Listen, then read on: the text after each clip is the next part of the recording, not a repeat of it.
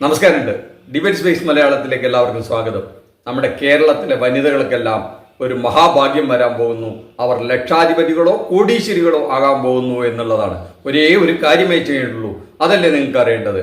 അതിതാ, ഇത് കേട്ടു നോക്കൂ. ട്രാൻസ്പോർട്ട് ബസ്സിൽ സർവീസ് ചെയ്യുമ്പോഴും നടത്തുമ്പോഴും ഈ റോറോയിലൊക്കെ ചെയ്യുമ്പോഴും കിട്ടുന്ന ഈ സേവിങ്സ്, ആ പണം നിങ്ങൾ മാറ്റി വെക്കണം. അതിന് ഞാനൊരു KSF ഒരു പിങ്ക് ചിട്ടി തുടങ്ങുന്നുണ്ട്, അതിൽ ചേർത്തതാണ്. അത്രേ ഉള്ളൂ കാര്യം. Very simple. ഒറ്റ കാര്യം ചെയ്താൽ മതി. നമ്മുടെ നാട്ടിലെ സ്ത്രീകൾ KSRTCയിൽ യാത്ര ചെയ്യുക, അല്ലെങ്കിൽ കൊച്ചിയിൽ പോയിട്ട് ആ റോറോ സർവീസിൽ യാത്ര ചെയ്യുക. അവിടെ നിന്ന് കിട്ടുന്ന ലാഭം നേരെ പോയിട്ട് നമ്മുടെ മുഖ്യമന്ത്രി സാറ് തുടങ്ങുന്ന KSFയിൽ തുടങ്ങുന്ന പിങ്ക് ചിട്ടിയിൽ. ആര് തുടങ്ങുന്നത്? നമ്മുടെ KSFയിൽ മുഖ്യമന്ത്രി തുടങ്ങാൻ പോകുന്ന പിങ്ക് ചിട്ടിയിൽ ചേർന്നാൽ നിങ്ങൾ ഒരു 5 കൊല്ലം കഴിയുമ്പോഴേക്കും ലക്ഷാധിപതികളോ കോടീശ്വരികളൊക്കെ ആയിട്ട് മാറുന്നതാണ് ഇപ്പം നമുക്ക് ഇതെന്നൊക്കെ കേട്ടാൽ മനസ്സിലാവുന്നത്. നമ്മുടെ ഈ മോഹൻലാലിൻ്റെയും ശ്രീനിവാസൻ്റെയും ഒരു പ്രസിദ്ധമായ ഡയലോഗ് ഉണ്ടല്ലോ, എന്തേ ദാസാ ഈ ബുദ്ധി നേരത്തെ തോന്നാതിരുന്നതെന്ന്.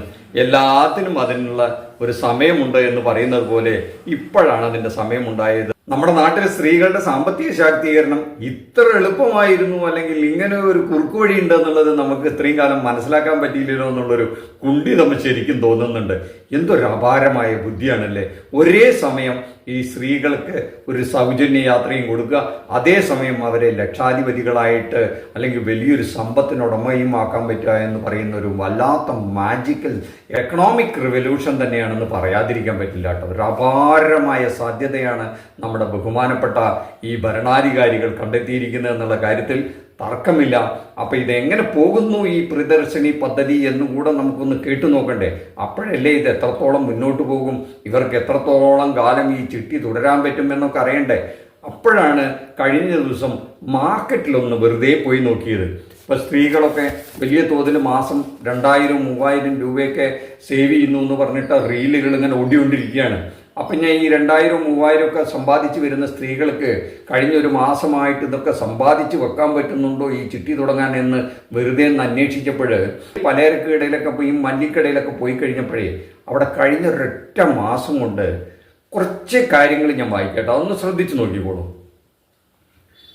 ചെറുപയറിന് 30 രൂപ കൂടി, വെളിച്ചെണ്ണ വില ഒരു 70 രൂപ, പണ്ട് കൂടി താണ് വീണ്ടും 70 രൂപ കൂടി, ബീൻസിന് ഏതാണ്ട് 60 തൊട്ട് 90 രൂപ വരെ കൂടിയിരിക്കുന്നു, 150 റുപ്യൊക്കെയാണ് അത്ര കിലോ, പച്ചമുളകിന് 20 രൂപ കൂടി, തക്കാളിക്ക് 15 തൊട്ടിട്ട് 20 രൂപ കൂടി, നമ്മുടെ ക്യാബേജിന് 25 രൂപ കൂടി. വലിയ ഉള്ളിയില്ലാതെ മലയാളിക്ക് ഭക്ഷണത്തെപ്പറ്റി ചിന്തിക്കാനേ പറ്റില്ല. ഈ സവാള ഉണ്ടല്ലോ, അതിനെത്ര കിലോയ്ക്ക് കൂടിയെന്നറിയോ? അത് ഏതാണ്ട് 15 രൂപ ഒരു കിലോന് കൂടി. പച്ചമുളകില്ലാണ്ട് പറ്റുമോ? അതിന് കിലോ 20 രൂപ കൂടി. എന്ന് മാത്രമല്ല, ഒരുവിധം പച്ചക്കറികൾക്കൊക്കെ തന്നെ ഇപ്പം 1/4 കിലോന് വില പറയുന്ന ഒരു സമ്പ്രദായമാണ് അവിടെ പോയാൽ. എല്ലാം 80, 100, 100-ന് മേലെയുള്ളതൊക്കെയാണ് പച്ചക്കറി മാർക്കറ്റിലുള്ളത് കേട്ടോ. അവിടെ എല്ലാത്തിനും തീ പൊള്ളുന്ന വിലയാണ്. എന്താണ് കാരണം എന്ന് ചോദിച്ചാൽ ഈ KSRTCയിൽ സൗജന്യം കൊടുത്തുകൊണ്ടാണെന്ന് നമ്മൾ പറയുന്നില്ല, പക്ഷേ അവിടെ വലിയ വിലയാണ് പച്ചക്കറികൾക്ക് എന്നുള്ളതിൽ കാര്യത്തില്ല. എണ്ണകളെല്ലാം, ഭക്ഷ്യ എണ്ണകളോ എല്ലാം തന്നെ വില കൂടിയിട്ടുണ്ട്. നല്ലെണ്ണ ആയാലും കടലെണ്ണ ആയാലും എല്ലാത്തിനും വില കൂടിയിട്ടുണ്ട്. ഇനി മീൻ മാർക്കറ്റിൽ ഈ പച്ചക്കറിയൊക്കെ ഇത്രയും വിലയാണെങ്കിൽ ഇനി അത് വേണ്ടാന്ന് വെച്ചിട്ട് മീൻ മാർക്കറ്റിലൊക്കെ പോയി കഴിഞ്ഞാൽ അവിടെ ഈ 500 രൂപ കിലോന് താഴെ വിലയുള്ള ഒരു മീനും ഇല്ല. ആകെയുള്ളത് മത്തിയാണ്, 200-ഓ 250-ഓ പറയും. അതിത്തിരി മോശമായിരിക്കും. നല്ല മത്തി വേണമെങ്കിൽ വില കൂടുതലുമാണ്. കോഴിക്കടയിലേക്കൊന്ന് പോയേക്കാന്ന് കരുതിയാൽ അവിടെ 240 രൂപയൊക്കെ വിലയുണ്ടായിരുന്ന ഇറച്ചിക്ക് ഇപ്പോൾ അവിടെ 320 രൂപയാണ് അത്ര കിലോ വില. അതാണ് അവിടുത്തെ സ്ഥിതി. ഇനി അരിയാണെങ്കിൽ എല്ലാ ബ്രാൻഡുകൾക്കും ഏതാണ്ട് ഒരു 10 രൂപ കൂട്ടി. പിന്നെ ഗ്യാസിൻ്റെ വിലയെപ്പറ്റി പറയണ്ടല്ലോ, മറ്റ് സാധനങ്ങളുടെ വിലയെപ്പറ്റി പറയണ്ടല്ലോ. അപ്പം മൊത്തത്തിൽ കഴിഞ്ഞൊരു മാസം കൊണ്ട് തന്നെ ഒരാൾക്കൊരു ദിവസം ഒരു 100 രൂപയിലോ 150 രൂപയോ കൂടുതൽ ചിലവാകാൻ തുടങ്ങി എന്നുള്ളതാണ് സത്യം. അപ്പോൾ സ്ത്രീകളാണല്ലോ ഈ അടുക്കളയിലൊക്കെ പണിയെടുക്കുന്നത്. അവരാണല്ലോ ഇപ്പോൾ ഈ KSRTCയിൽ പോയിട്ട് ഈ ലാഭമായി വരുന്നത്.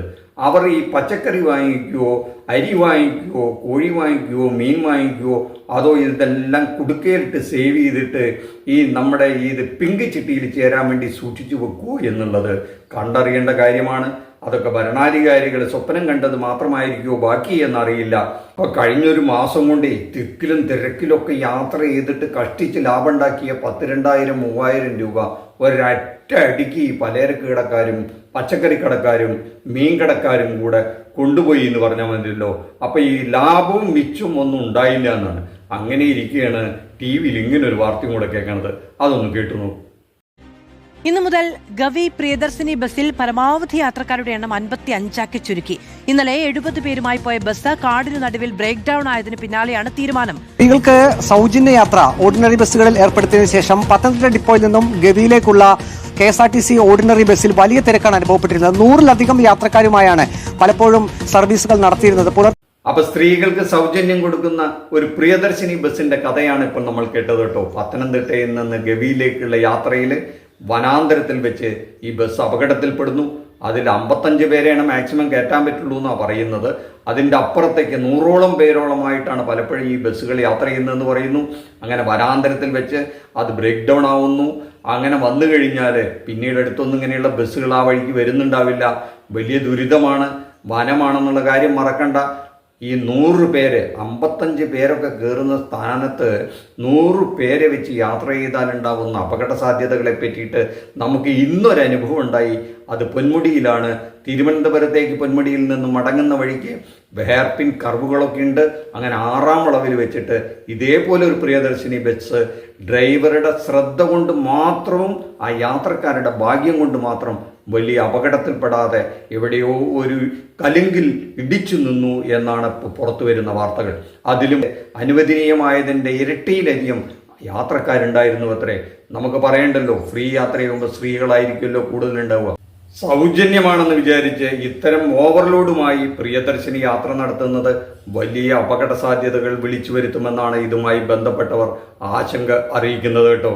ചിട്ടി തുടങ്ങുന്നതോ സമ്പാദിക്കുന്നതോ ഒന്നുമല്ല പ്രശ്നം, മനുഷ്യൻ്റെ ജീവിതമാണ് വലുത് എന്നിവർ കണ്ടെത്തണം.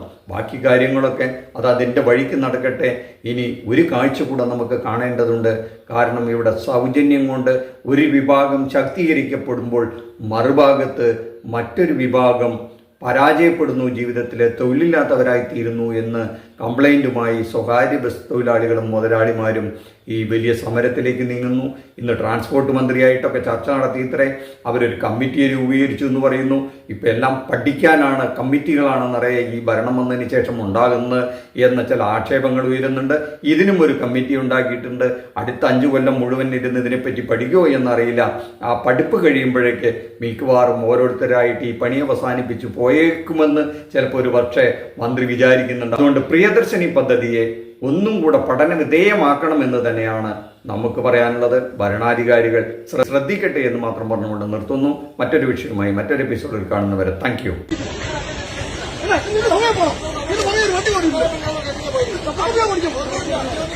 നീ